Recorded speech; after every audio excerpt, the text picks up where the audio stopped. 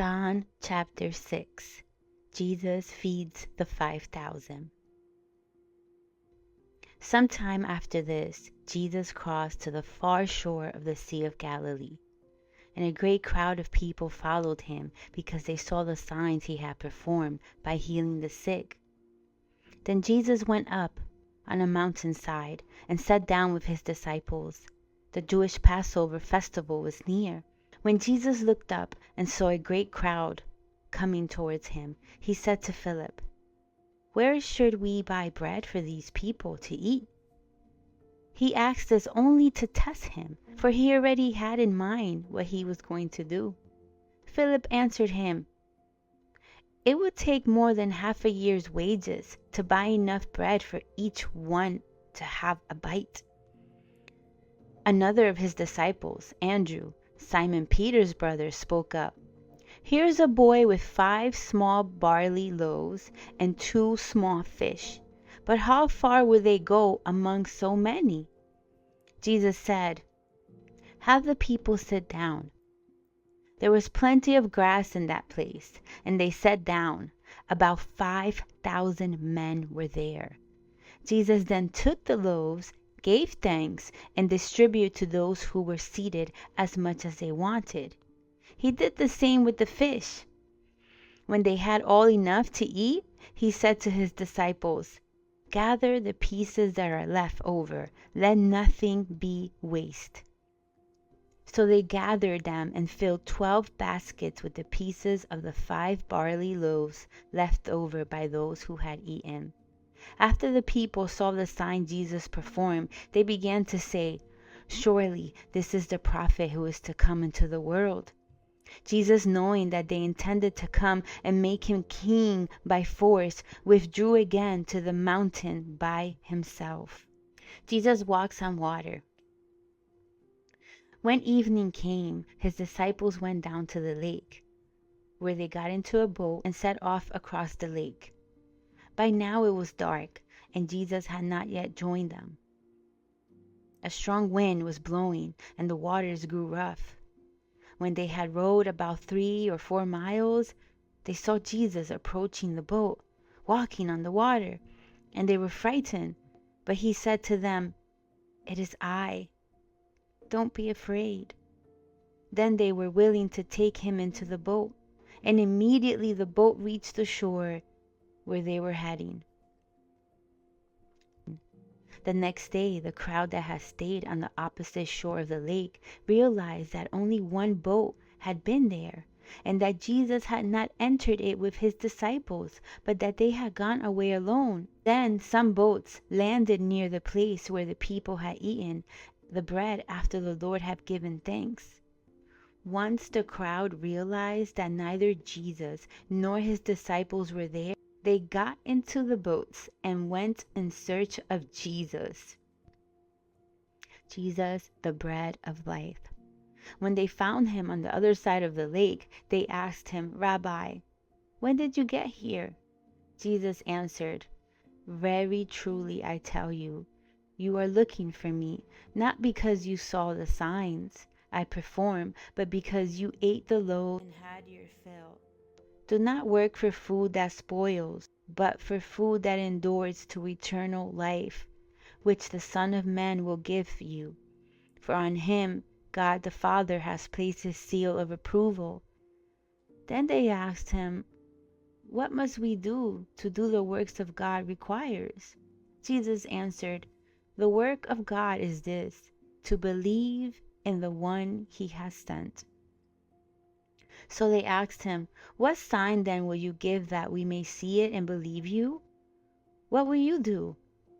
"Our ancestor ate the manna in the wilderness, as it is written, he gave them bread from heaven to eat." Jesus said to them, "Very truly I tell you, it is not Moses who has given you the bread from heaven, but it is my Father who gives you the true bread from heaven.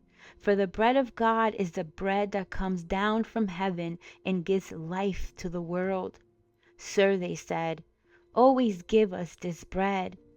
Then Jesus declared, "I am the bread of life. Whoever comes to me will never go hungry, and whoever believes in me will never be thirsty. But as I told you, you have seen me, and still you do not believe. All those the Father gives me will come to me, and whoever comes to me I will never drive away. For I have come down from heaven, not to do my will, but to do the will of him who sent me. And this is the will of him who sent me, that I shall lose none of all those he has given me, but raise them up on the last day. For my Father's will is that everyone who looks to the Son and believes in him shall have eternal life, and I will raise them up on the last day. And this the Jews there began to grumble about him, because he said, I am the bread that comes down from heaven. They said, Is this not Jesus, the son of Joseph, whose father and mother we know? How can he now say, I came down from heaven? Stop grumbling amongst yourselves, Jesus answered. No one can come to me unless the Father who sent me draws them, and I will raise them up on the last day. It is written in the prophets, they will all be taught by God.